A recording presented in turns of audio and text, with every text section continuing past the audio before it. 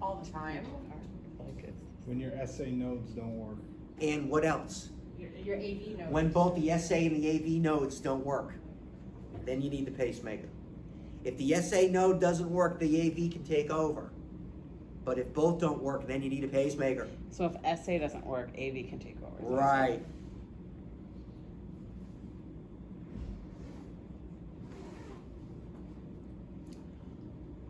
What is one cardiac cycle? A contraction, a relaxation, Well, what's relaxing and what's contracting? the atrium. The atriums The atrium contract and the contracts, ventricles the relax, and the ventricles ventricles relax. contract, the atriums relax, and they all relax. There you go. Absolutely. Atria contract Down to while the down to ventricles relax. Excellent. Then the ventricles contract while the atria relax, and then all four chambers relax. What's the longest of the four? Longest of those? Relaxation. Right. When all four chambers relax, that's the longest portion of the cardiac cycle. That's what's going to shorten when you exercise. Function,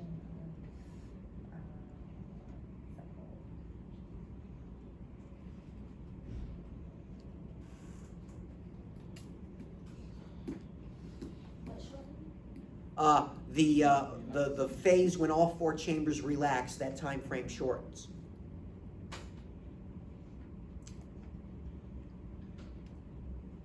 What's the difference between systole and diastole?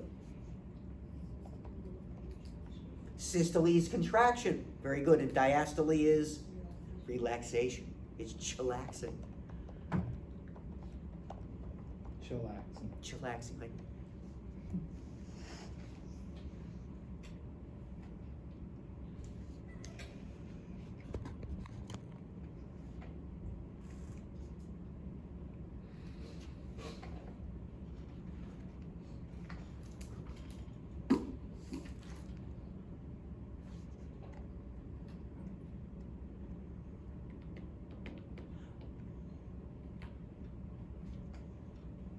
What serves as the electrical insulation between the upper and lower chambers?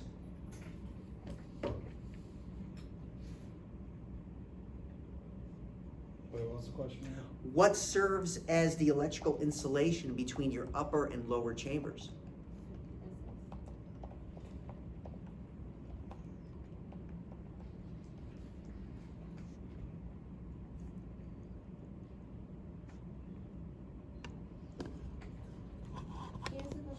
Sure. What serves as the electrical insulation between your upper and lower chambers?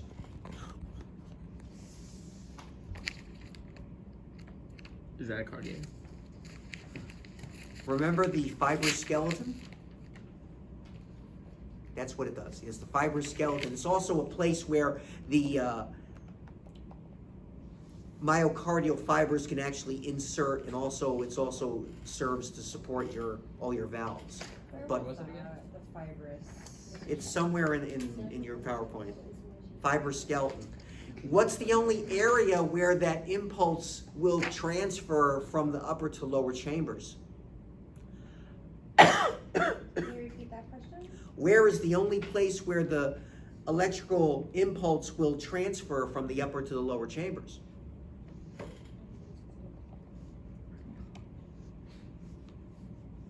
What was the answer to the last one? Fibrous skeleton. Again? No, that was the one Oh, before. what's the other thing? What's the question? What is the only Impulse will place transfer where the from impulse upper for to lower contraction will go from the upper to the lower chambers? Remember SA node, then AV node, then the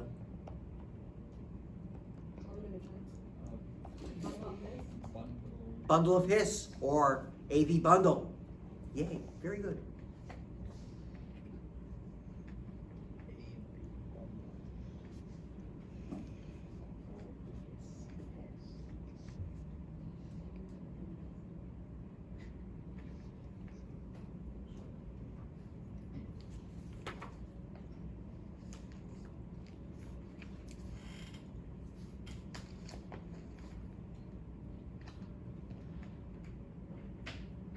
Know which vessels would carry oxygen-rich versus oxygen-poor blood.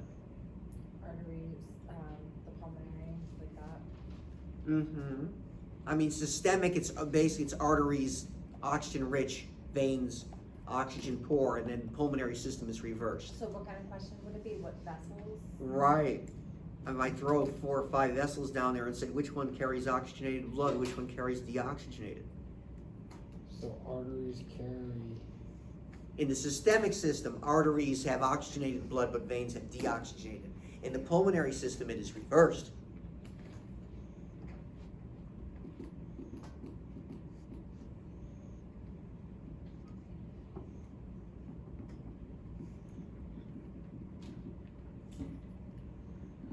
Know the layers of the pericardium.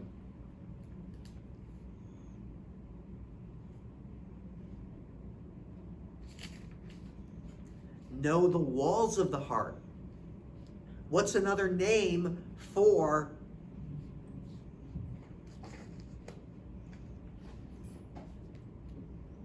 the visceral pericardium? Epicardium, very good. Because the innermost layer is the same as the outermost wall.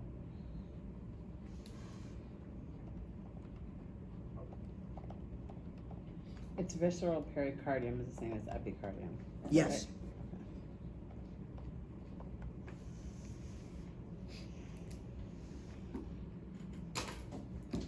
What part does all the pumping?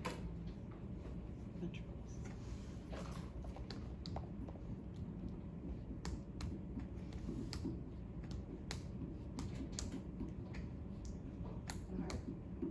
What part of the heart? Yes,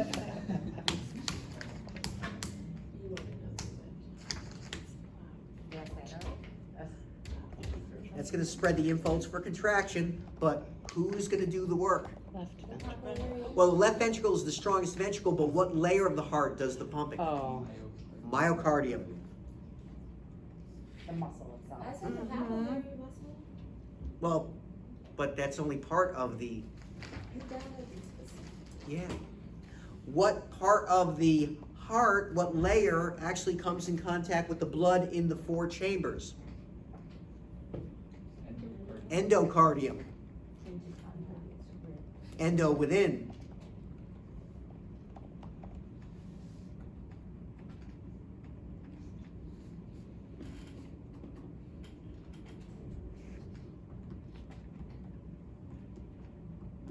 Know your valves and where they are. They prevent backflow.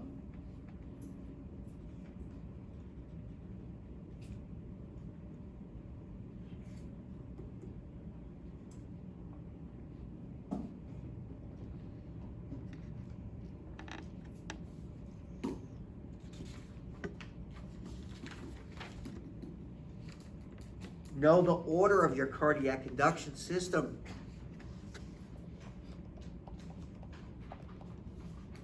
Can you give an example on that one? Well, give me the order. Give me the steps in the cardiac conduction system. What's the pacemaker? SA node. Then who slows everything up just so that gives your ventricles more time to fill? AV node. Then how do you go from the upper to the lower chambers, the only area that's not insulated? AV bundle or bundle of His. Then you break off into the left and right sides. That's the bundle branches.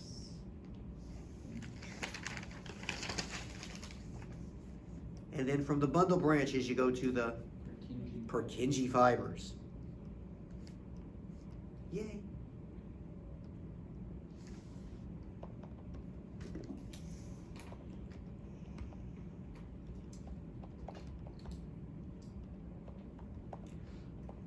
What anchors or what connects the papillary muscle to the AV valves?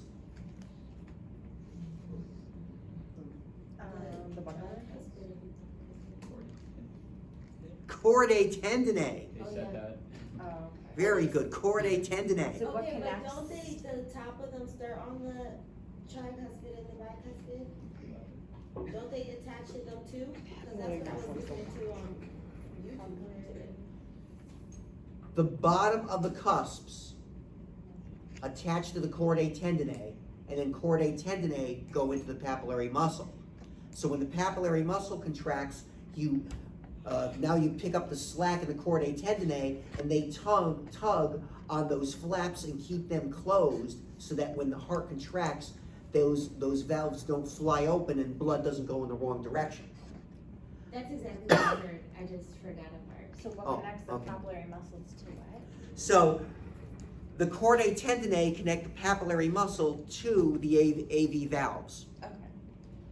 Yes.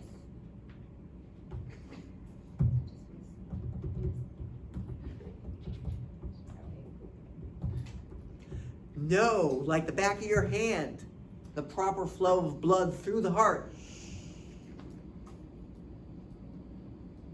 So what vessels do you go through, what chambers, what valves? Absolutely gonna be on there more than you can shake a stick at.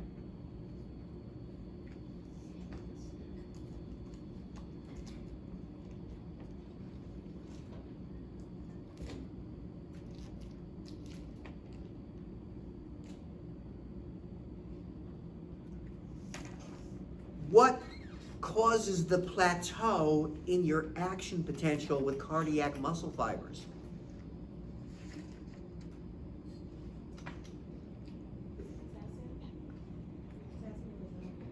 Potassium is going to lead during repolarization.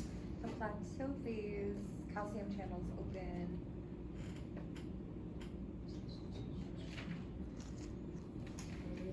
Period of maintained depolarization. Mm-hmm.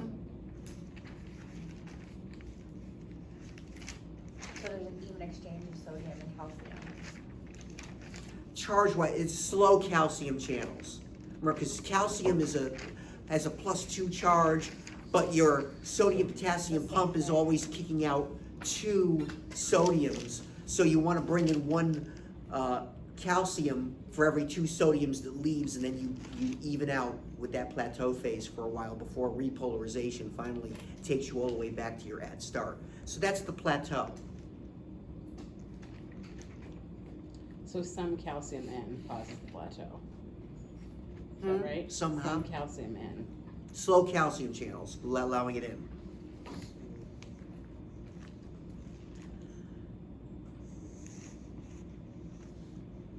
Know your EKG.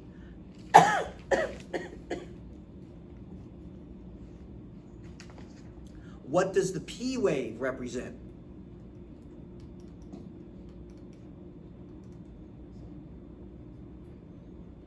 Is that the love? Atrial depolarization. Atrial depolarization, very good.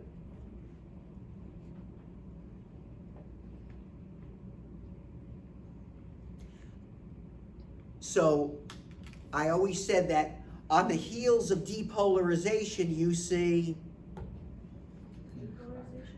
well, depolarization is going to lead to contraction. Contractions. So, what is going to happen? What's going to contract right after you see the P wave? The ventricle. The atrium. Atria. The atria contract right after the P wave. The ventricles contract right after the QRS complex.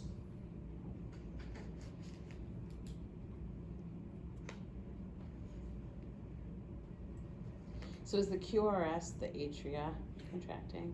QRS is ventricular depolarization. So right after that, you see the ventricles contracting.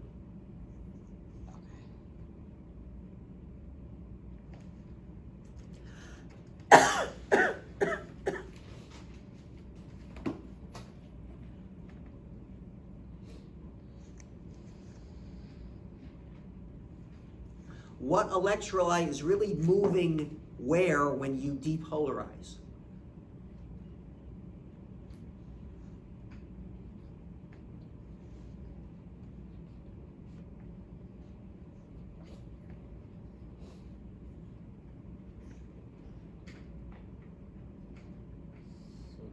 Sodium's coming in.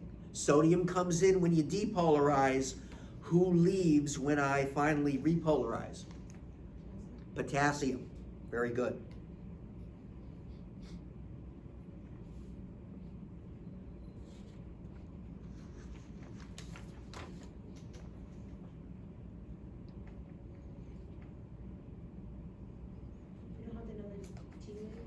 Oh, you do wanna know what does the T wave represent?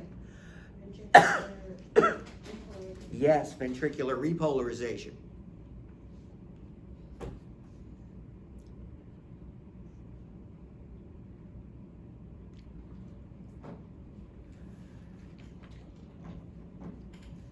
Because you have a very, very long refractory period in heart muscle cells, you cannot have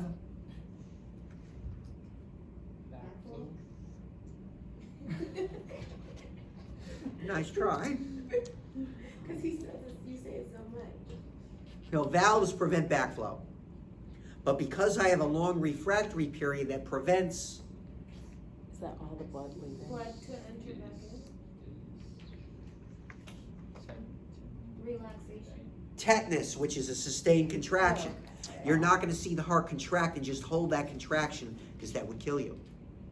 We want contract, relax, contract, relax. Wait, you said what prevents, what was the question?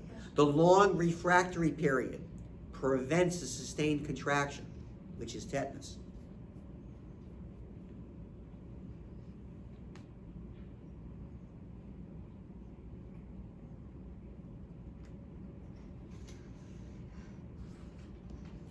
What produces the heart sounds?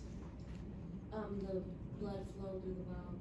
And bouncing Or- out. Blood bouncing off closed valves. So what's the first heart sound caused by? The atrium. Blood bouncing off the AV valves. Second heart sound is when blood bounces off the semilunars.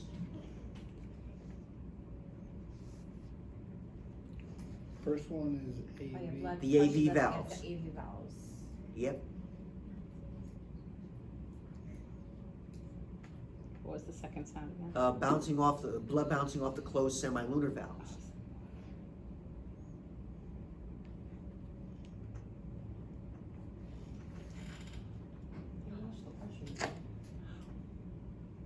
The first heart sound when you're listening with the stethoscope, it's caused by blood bouncing off closed AV valves.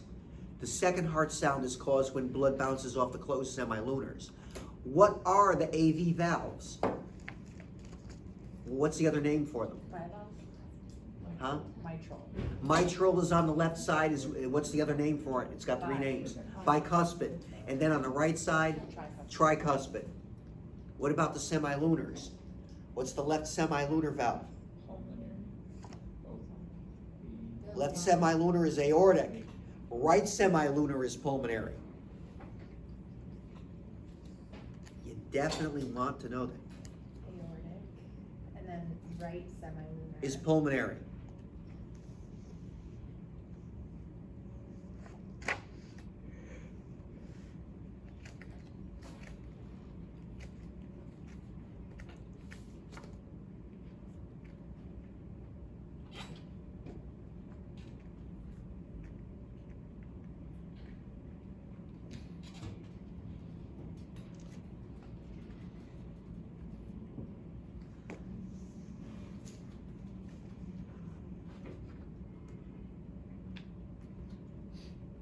Know things like stroke volume, cardiac output, venous return.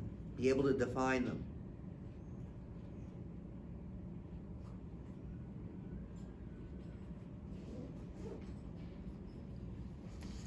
Your cardiac output equals what times what?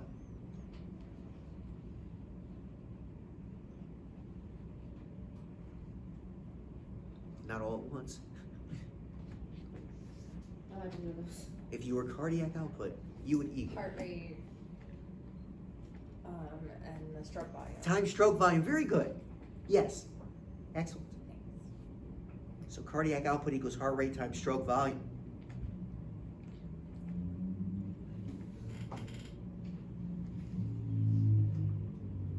If I have right-sided heart failure, what symptoms am I going to see first? Right-sided heart failure, you're going to see systemic symptoms. Left-sided heart failure, you're going to see pulmonary symptoms. So they're opposite.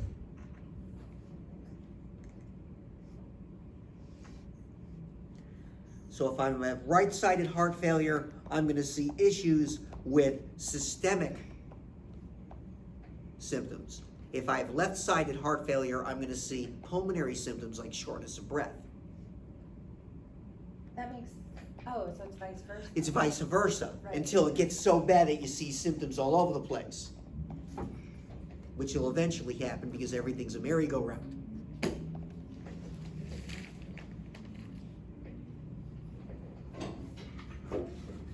No Frank Starling's law of the heart.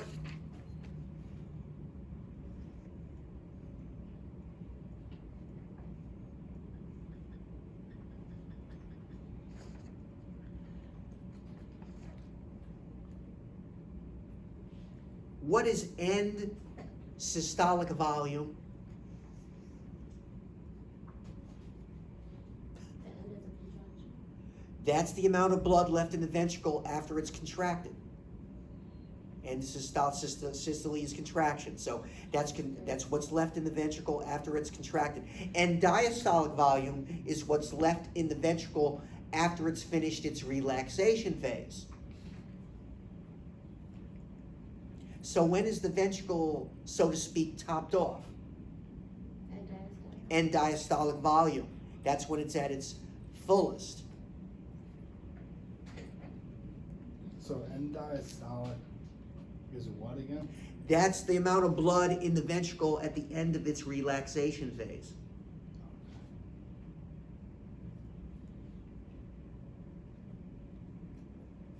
And systolic volume is the amount of blood that's left in the ventricle at the end of its contraction phase.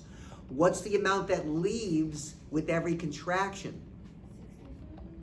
Well, the percentage, I should say. What's that percentage? Because not all of it leaves. It's around like 55% plus or minus. But what's that term? What remains in the ventricle? What actually gets forced out with each contraction, the percentage?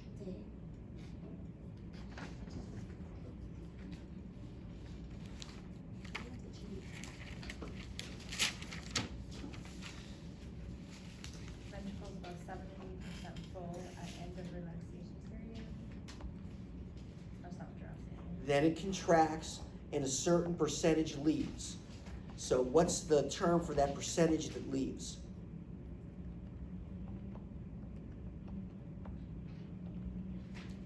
They can do an echocardiogram to determine this to make sure that the heart's working properly. Ejection fraction? Remember that? Ejection fraction?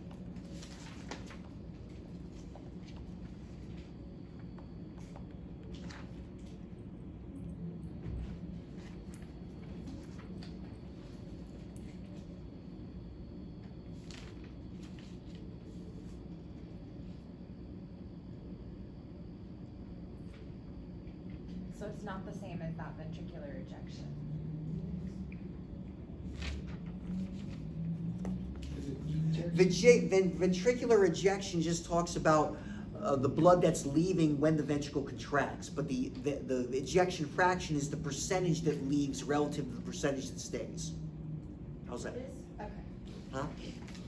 Particular retraction. Ventricular ejection just describes what leaves as you're contracting, but ejection fraction talks about the percentage that leaves relative to the percentage that's left behind. See what I mean? No. Okay, normal values is 65% plus or minus 12%. Yay, So yep. 35% gets left in the ventricle. Rough, yeah. Where Yep. are you finding that though? Venous return and stroke volume. What slide is that? It's right after the depolarization leads to contraction little chart of the P waves, R waves. Blah, blah, blah. Thank you. Yay.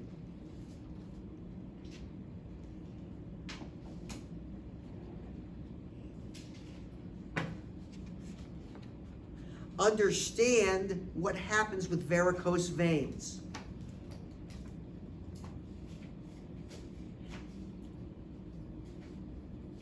It's a failure of the valves in sequence.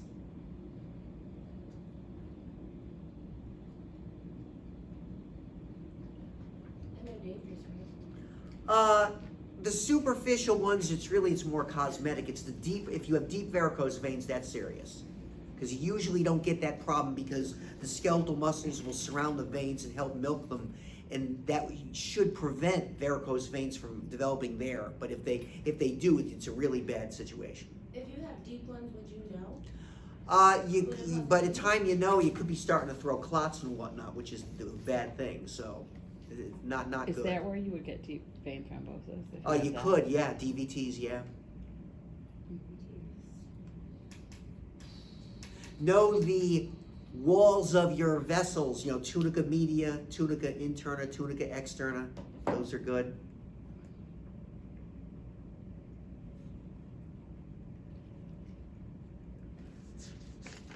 What's a detour in blood supply?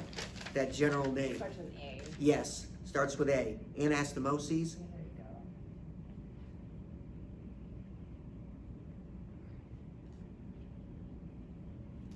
Detour in blood supply. Right. You could actually grow blood vessels. Let's say you had a heart attack, a silent heart attack. You can grow blood vessels around the blockage or whatnot, that type of thing. That would be an example of anastomoses. So cool that your body does that.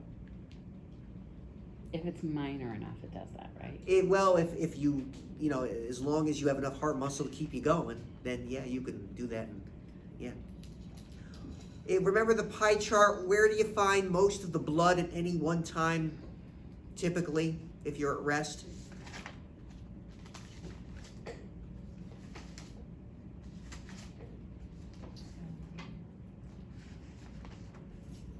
About 2/3 of it would be in the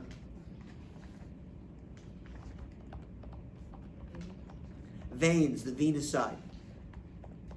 Where's most of the blood stored? Well, no, that's At just rest. where it's at any one point in time. If you took a snapshot and tried to figure out where most of the blood in your circulatory system is, it's going to be in the veins because they're more distensible.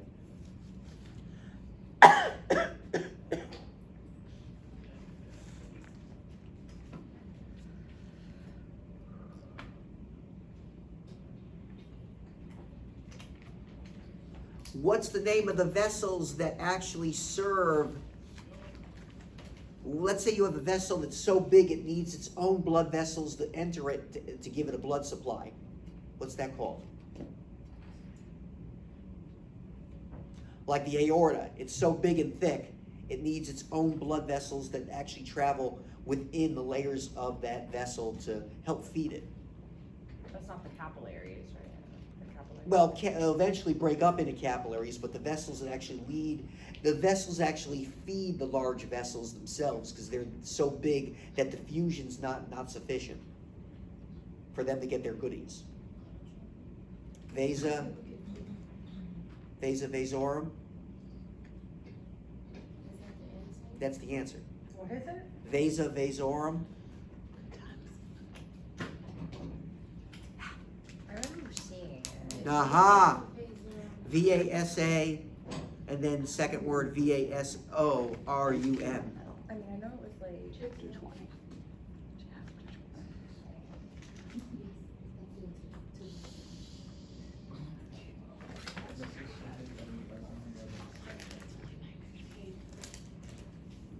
Know what would speed up and slow down blood flow?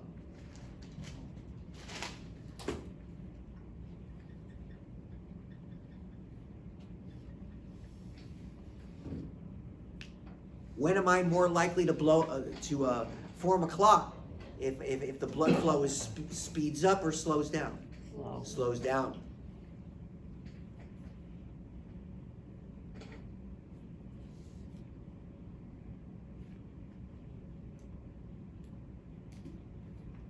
And that's like if there's hardening or some issue. Right.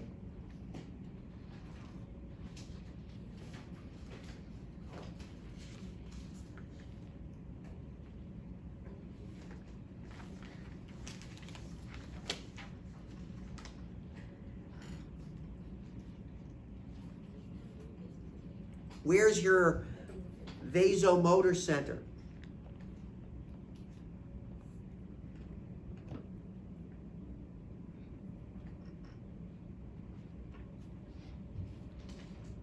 Not all at once.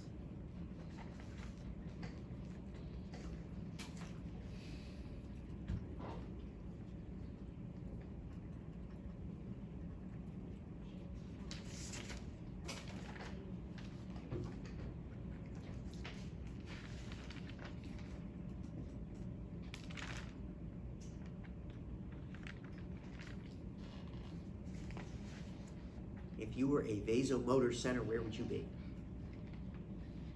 Near the heart. No.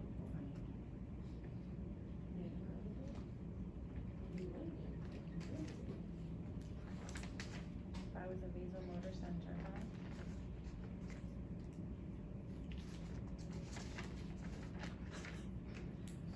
What does the vasomotor center do? All the brain and stuff. It's in the brainstem, it's in the medulla oblongata. I know after a while it's just like wah wah wah wah wah wah wah, and everyone's like it's just not sticking. Yeah, I know. I've been there.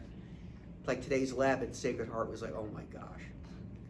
We actually did DNA extractions. Well, supposedly. We won't find out until next week if we actually extracted anything, but I'm praying that we did.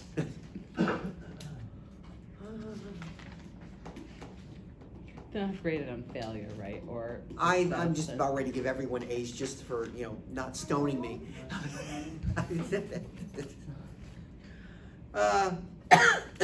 Vasomotor center is going to control the amount of what?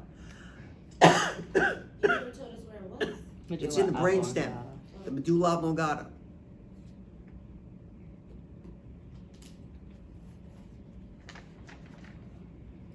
But it controls the amount of. Okay, well, the sympathetic input, which would then end up determining the amount of. Sympathetic input is going to determine the amount of vasoconstriction. So the more sympathetic input, the greater the vasoconstriction. The less sympathetic input, the more vasodilation.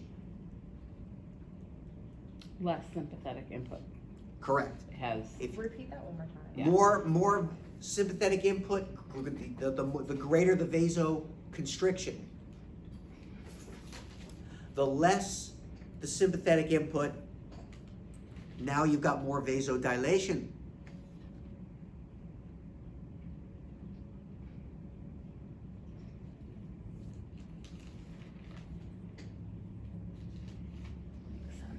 Yay.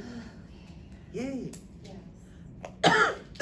When I am looking at my capillary bed, I've got the arterial side and the venous side. What's the major driving force on the arterial side for filtration?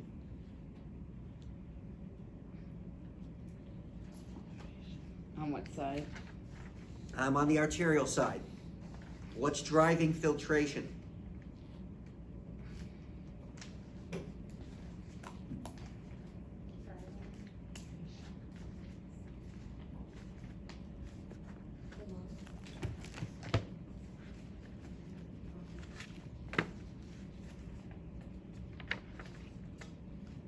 What's driving filtration?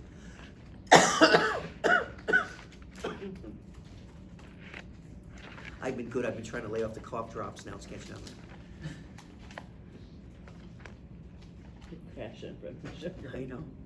Lack of sugar. I'm like. What's the major factor that drives filtration?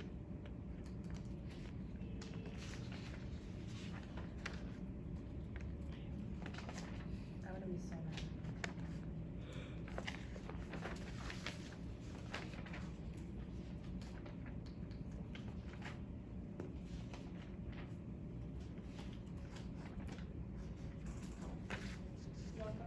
Blood pressure, also known as blood hydrostatic pressure. That's another name for saying blood pressure.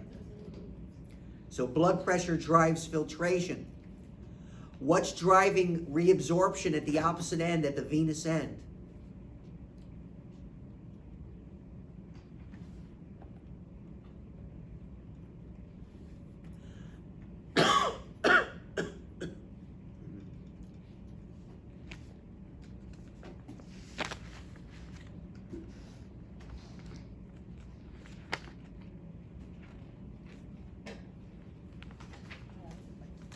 So when we're doing veins, I'm throwing a whole bunch of stuff out. I know. Oh. Alright, Osmotic pressure. Blood colloid osmotic pressure. So the plasma proteins. oh, that one I knew, yeah. Yay, that yes. yeah. Blood Plasma proteins create a force that draws substances back in. That's reabsorption. What did you call it, the blood? Colloid. Colloid osmotic pressure.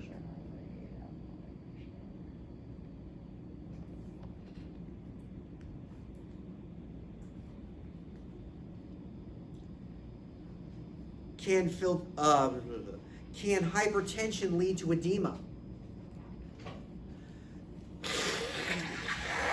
Oh yeah, yes it can.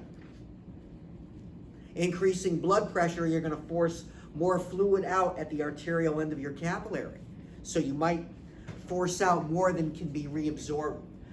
Normally between reabsorption and what's going on with your lymphatic system, and then that can lead to edema, so yeah. Is everything that's filtered automatically reabsorbed by the bloodstream? No. No. Well, about what percent is taken up by the lymphatic system? What'd you think? 64% of blood volume. That's just asking you where the blood is at any given time. But with your capillary system, about 15% gets taken up by the lymphatic system. The other 85% gets scooped up again from the venous side.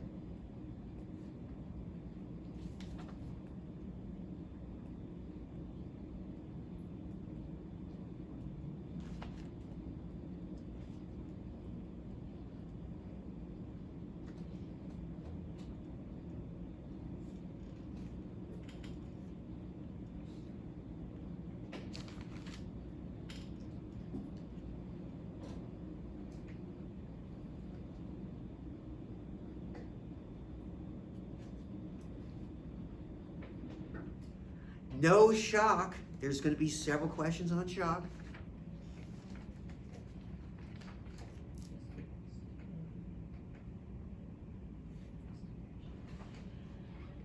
So like hypovolemic shock, anaphylactic shock, the shocks that we talked about. The shock compensation. Aha.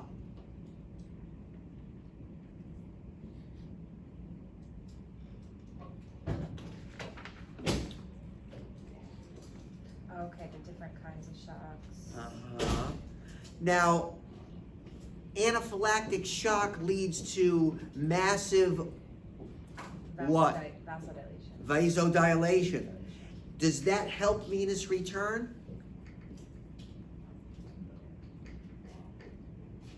Heck no. Massive vasodilation is going to cause tremendous drop in blood pressure. So you're not going to get blood back to the heart.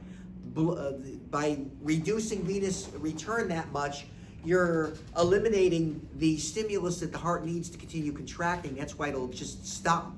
You'll get cardiac failure. It'll kill you right in your tracks. Not fun.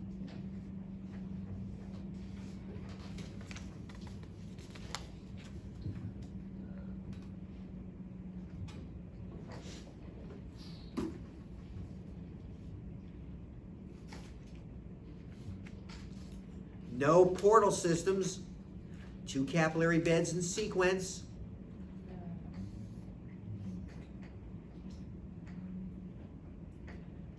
Like hepatic specifically? Well, that's just what they are in general.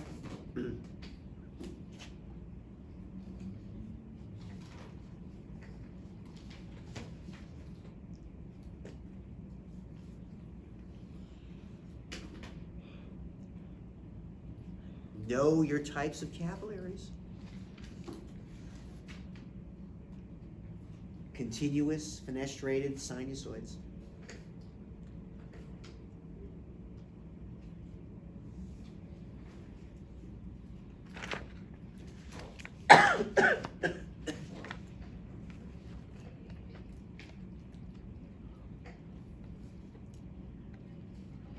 What's that excess buildup of fluid, serous fluid on the heart called?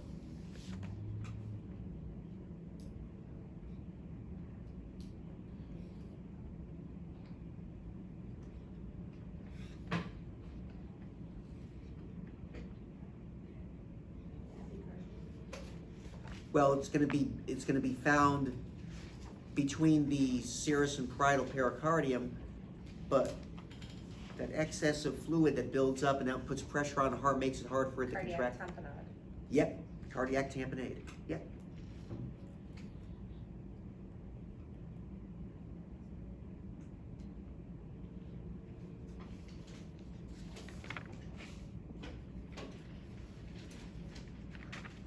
There might be some extra credit questions on coronary circulation. Might be.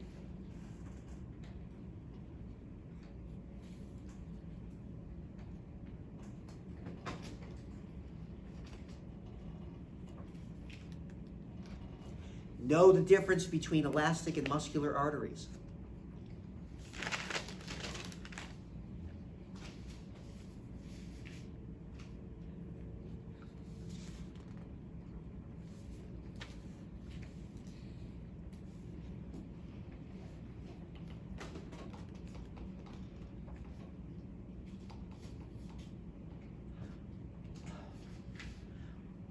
What is the name for an immature red blood cell that first enters circulation? Has to hang out there for a couple days before he fully matures. Reticulocyte. Very good, Ian. Reticulocyte. Oh, it was, Rich was throwing his voice. My gosh, or is it so late at night that I can't even tell who's talking? He's really quiet. He's been giving a lot of answers. Rich. Yay. Rich knows. Which is here. When a phagocyte is attracted to an area to start cleaning things up, that's called chemotaxis. Yes, you weren't ventriloquist right there, right? It's all your lips moving. Yes, chemotaxis.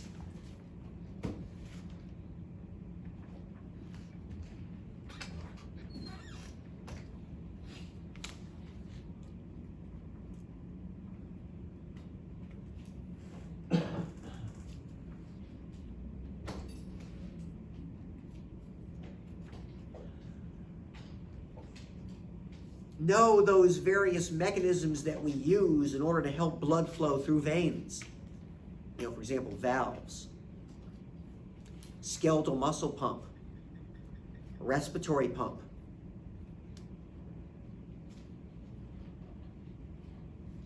Blood in your veins. Mm-hmm.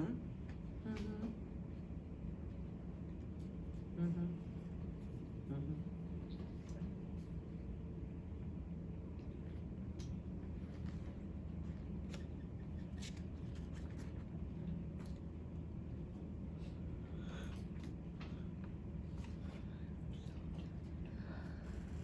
Will too much protein in your diet lead to edema?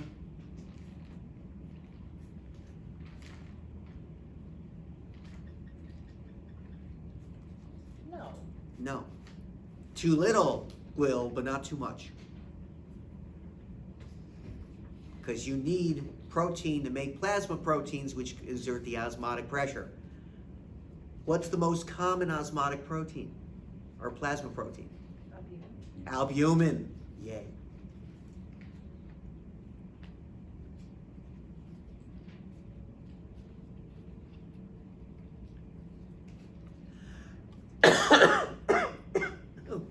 Oh, cough. Throwing out, coughing up a lung here. You might have a couple of questions where I'll ask you, if I give you a vessel, what part of the body would it be found in? So for example, cephalic vessel would be found, or cephalic vein is found in the arm. Yeah, I would take that arm. Longest vein in the body, great saphenous. Largest vein in the body. Femoral or vein. Largest vein, inferior vena cava.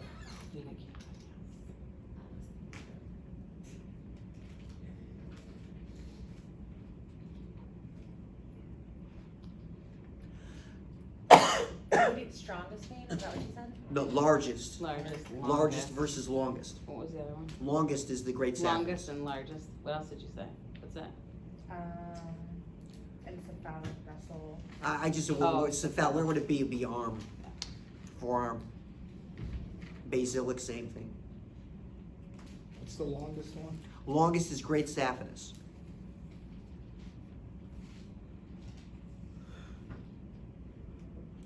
What is the hormone that stimulates red blood cell production? Erythropoietin. And who makes most of it? Liver? Kidneys. Kidneys. Kidneys make most. That's why dialysis patients need erythropoietin injections. Men, you're getting male bashing? What's this? What? No, I was saying, I thought you were gonna say why men have more red blood cells. Because of testosterone. Yeah, that's what I thought you were going.